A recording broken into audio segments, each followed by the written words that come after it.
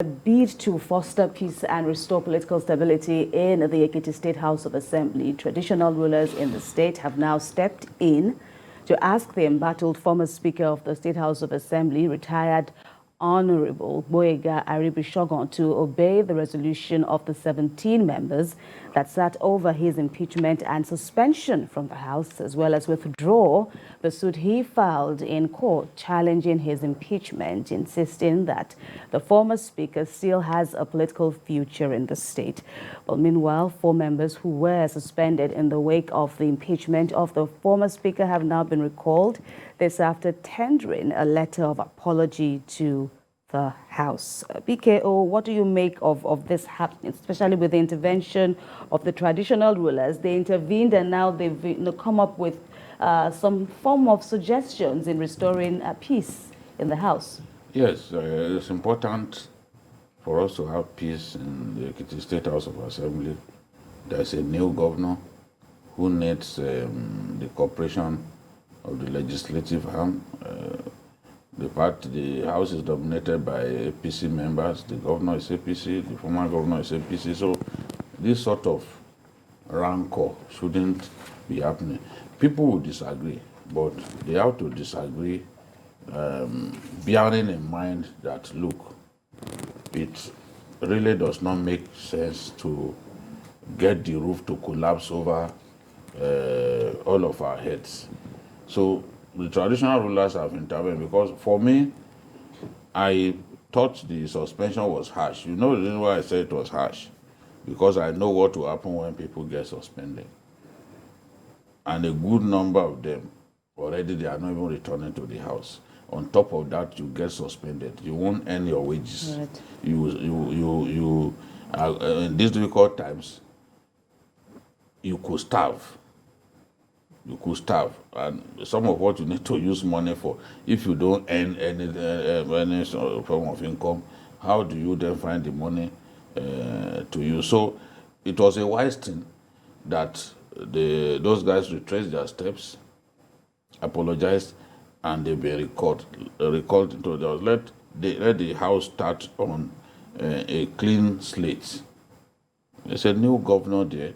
They need to help him to succeed. There's a lot more work to do in Ekiti. There's a lot more work to do. And if they start quarreling amongst themselves at this stage, and we don't have unity of purpose in the house, it will affect the performance of the governor. You know, that's why a lot of people were concerned when this thing happened, and they all want the matter resolved amicably. Once they are back, hopefully, even the former speaker will be brought back on board, and they can all continue to work for the progress of the state.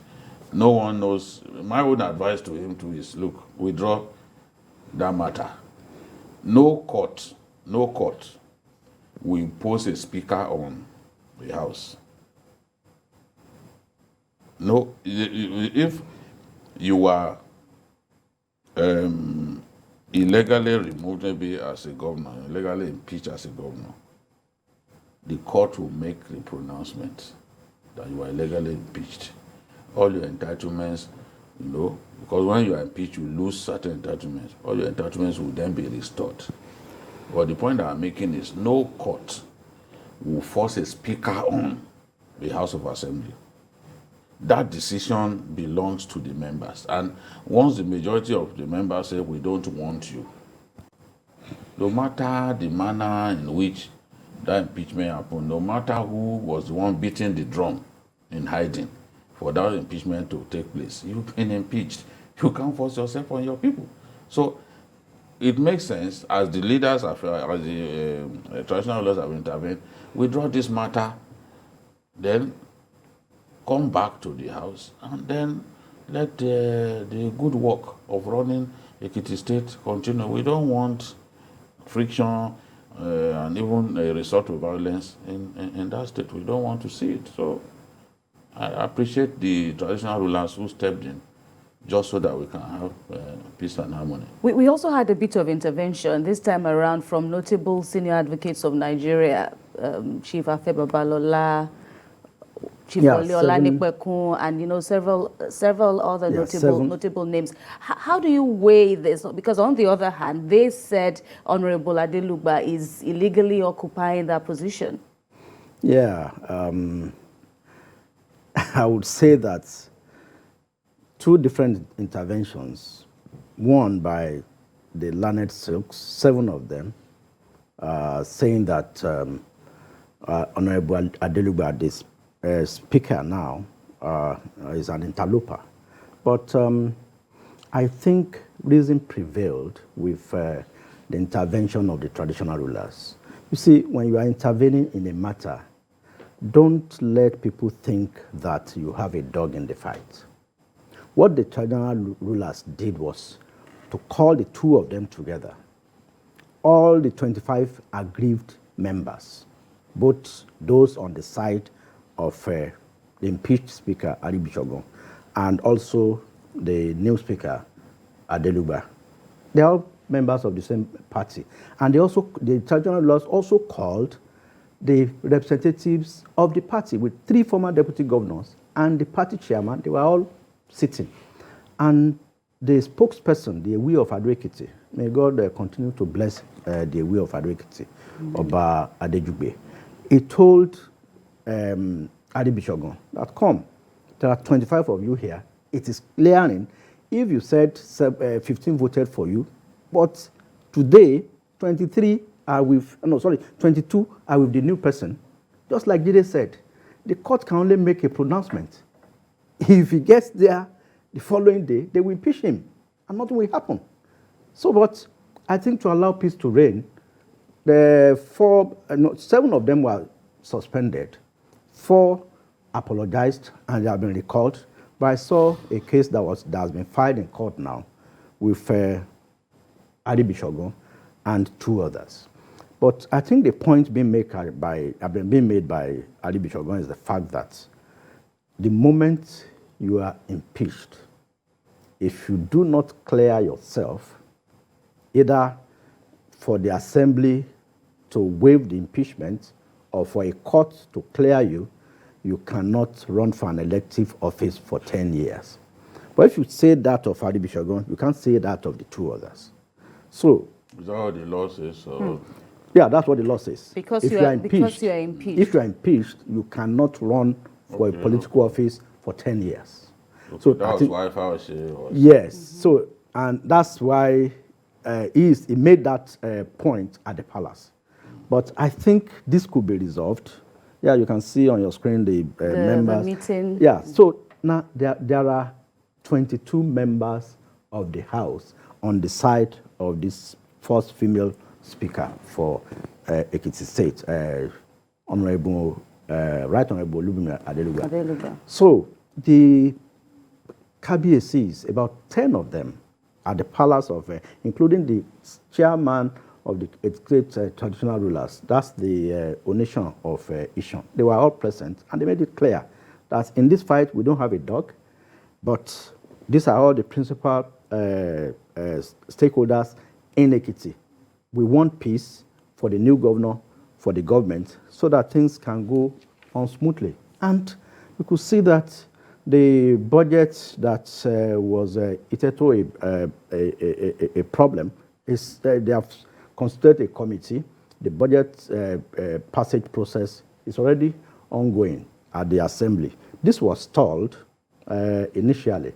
It's one of the allegations against the impeached speaker. But all that is being resolved. But I believe that even the case that has been instituted in court could still be withdrawn, and the impeachment could be quashed, because, of course, Ali Bishogun is still a member of the party, and I want to believe that this could be resolved amicably. But then, for whoever is going to intervene in this matter, that person should come forward with the notion that he or she or group does not have a dog in the fight. I mean, you can see the resolution by the Obas. Everything has calmed down, and the assembly has been sitting. All right. Okay, but BK, still on this issue now, of course, it's been said by you both and other observers of the fracas that happened earlier, the role of the police in all of this. Of course, there's a thin line. When things like this happen, it's really a very sensitive period. And some people have also looked at the role of the police in aggravating or lessening the tensions there. Aripeshogun also has a bone to pick with the police in that regard. No, the thing is, the police would, in most cases, support the governor. They know the side that the governor belongs to. That's where the police will be. If it is the president all the way from Abuja that that wants a course of action to take place, you then see the police taking that course of action because they believe that it is in the interest of the president. We've seen where policemen were deployed to assemblies of some opposition states, especially during the Obasanjo years, to forcibly impeach people, use like seven House of Assembly members to impeach a governor. And you believe that you have done what the law stipulates that you do. Leave your state of origin, go to another state to sit and impeach a governor. And you believe that, oh, well, we have carried out the right thing. And one by one, all of those funny impeachment cases were reversed in court. We saw a situation in which a motor park tout sat on the seat of the Speaker of a state, hit his gavel, and impeached a governor. Yeah. In Oyo State here, the pace-setter state. Ladoja. He sat, motor boy, sat on the, said, you are hereby impeached. He's not a member of the House. So many funny things happen in our country. Things that you cannot explain. He's not a member of the House. His own house is the motor park. But he got into the House, sat on that seat. With the help of the police. So the police need to, that day when they were chasing away journalists, they said, don't come close, this and that. I said, the police, they are at it again. But we know, once you see the actions of the police, you know who really that particular course of action will favor. It either favors the governor or the president, the big man in Abuja. And in this case, it favors the governor. He's the one who presented